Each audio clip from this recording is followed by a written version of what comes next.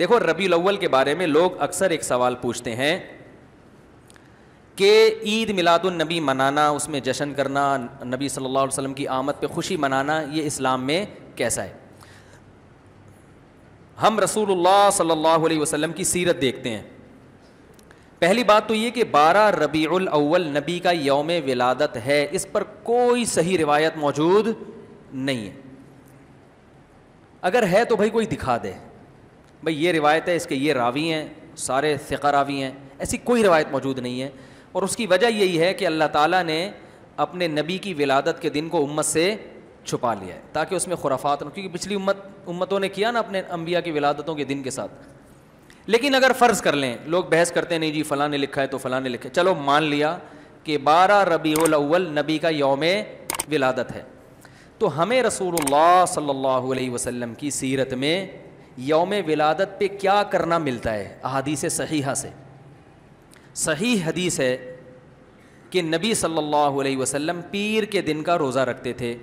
صحابہ نے پوچھا کیوں؟ آپ نے فرمایا یہ میرا یوم ولادت، پیر کو آپ پیدا ہوئے.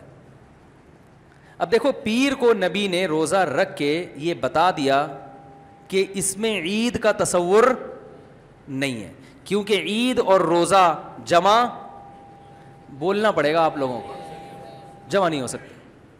اب اس کو سیلیبریٹ نہیں کیا جا سکتا. جس دن روزہ ہو جائے گا نا، اب وہ سیلیبریٹ کرنا اس کو ممکن ہے ہی نہیں، اس میں جشن کا تصور ہی ختم ہو گیا. جو ہماری عیدیں ہیں ان میں روزہ رکھنا جائز ہے؟ عید الفطر کو کوئی روزہ رکھے؟ بولو بھائی. اگر جس دن روزہ رکھا وہ عید نہیں ہو سکتی، جو عید ہے وہ روزے کا دن. کیا خیال ہے؟ عید اور روزہ ایک دوسرے کے کیا ہیں؟ اپوزٹ. کیونکہ عید ایک خوشی کا دن ہے اور اس کو سیلیبریٹ کرنا ہے. تو سیلیبریٹ جو کیا جاتا ہے کھا پی کے کیا جاتا ہے یا بھوکا رہ کے کیا جاتا ہے؟ دیکھو آپ کے بچے کا امتحان میں پاس ہو گیا اچھے نمبروں سے، بہت خوش ہیں آپ نے تمام رشتہ داروں کو فون کیا، بھائی میرا بچہ 100 نمبروں سے پاس ہوا ہے، میں بہت خوش ہوں اور میں اب جشن مناؤں گا، ایک سیلیبریٹ کروں گا اس کو. بھائی کیسے کریں گے؟ بھائی آپ تمام لوگوں سے گزارش ہے کہ صبح کا ناشتہ بھی چھوڑ دیں اور کل دوپہر کا کھانا بھی چھوڑ دیں.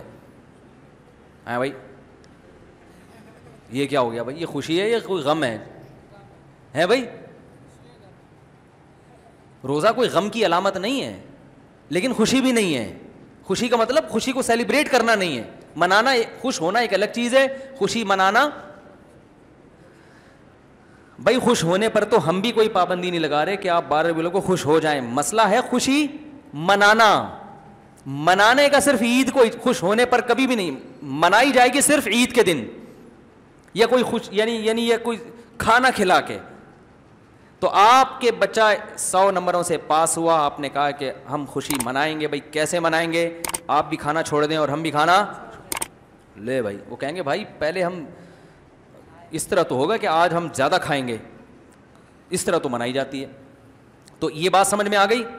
دوسری بات، دوسری دلیل، جمعے کا دن بھی چھوٹی عید ہے نا، اس کو بھی عید کہا گیا ہے روایتوں میں. اسی وجہ اور عید کے بہت سارے احکام جمعے کے دن بھی لاگو ہوتے ہیں. غسل کر کے نہا دھو کے مسجد میں اجتماع ہوتا ہے، عید کے دن بھی غسل کر کے نہا دھو کے اجتماع ہوتا ہے. نبی جمعے کے دن بھی اچھے کپڑے پہنتے تھے، ہم عید کے دن بھی بولتے کیوں نہیں اچھے کپڑے پہنتے ہیں؟ جمعے کے دن بھی خوشبو لگا کے نہا دھو کے، عید کے دن بھی ایسے ہی. اور حدیث میں جمعے کے دن کو بھی روزے کے ساتھ خاص کرنے سے منع کیا گیا ہے. لا تختصوا لیلۃ الجمعۃ بصلاۃ ولا یوم الجمعۃ بصوم. حدیث میں آتا ہے جمعے کی جو رات ہے اس کو عبادت کے ساتھ خاص مت کرو اور جمعے کے دن کو روزے کے ساتھ خاص مت. جمعے کو روزہ رکھنا کوئی اضافی فضیلت نہیں ہے. ویسے جائز ہے روزہ رکھنا کہ آپ کی چھٹی جمعے کو ہوتی ہے اس لیے رکھ لیا تو ایک الگ بات ہے، لیکن اس کو خاص فضیلت دے کے رکھنا تو یہ مکمل عید تو نہیں ہے. اس میں عید کا لک بہرحال بولو بھائی ہے. خطبہ بھی ہے، جیسے عیدین میں خطبہ بھی ہوتا ہے، 2 رکعتیں ہیں، عیدین میں بھی 2 رکعت، تو لک ہے اس میں. اب ذرا ٹیکنیکل پوائنٹ کو سمجھیے گا آپ لوگ. یہودی سب سے پرانی قوم ہے، ان کے لیے جو مقدس دن تھا وہ کون سا تھا؟ ہفتہ، اور وہی ان کی چھوٹی عید تھا. سمجھ رہے ہیں نا؟ اسی میں وہ اجتماع کرتے تھے. عیسائی اس کے بعد آئے، ان کے لیے کون سا ہوا؟ اتوار کو، جو ہفتے کے بعد ہے. مسلمان ان کے بھی بعد آئے، تو ہمارے لیے کون سا ہونا چاہیے تھا؟ پیر. اور یہ یوم ولادت بھی تھا تو اس کو تو زیادہ فضیلت ہونی چاہیے تھی نا بھائی, عقلی لحاظ سے بھی اور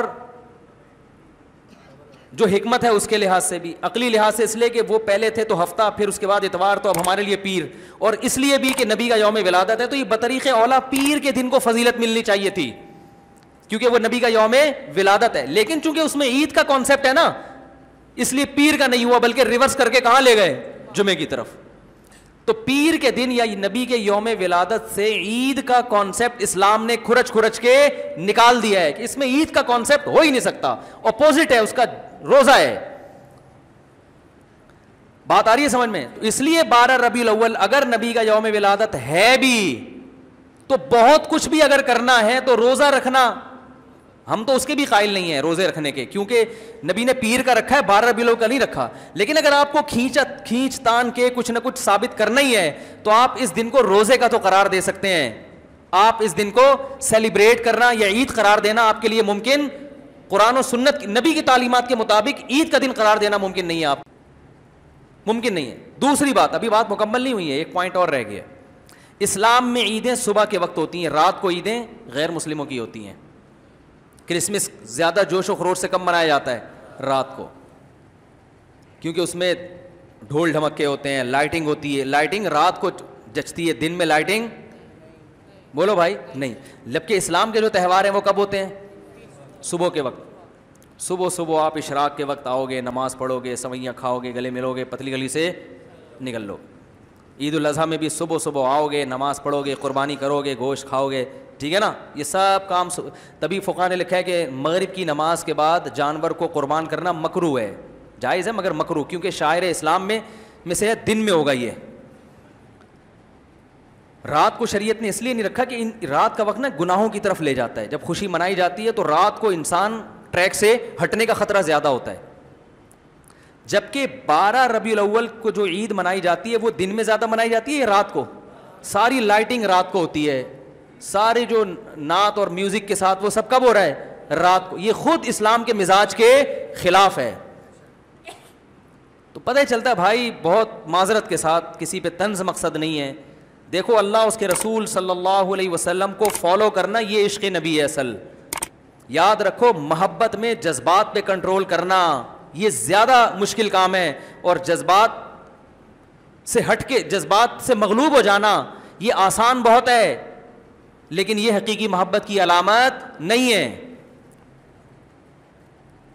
جب محبت ہو نا کسی کو تو اپنے جذبات کو حدود کے اندر رکھے انسان محبت کا اظہار کرے.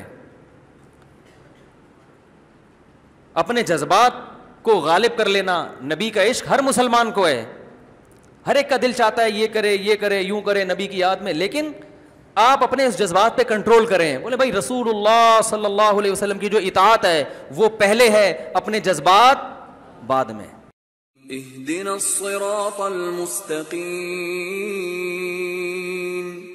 ہم کو سیدھے رستے چلا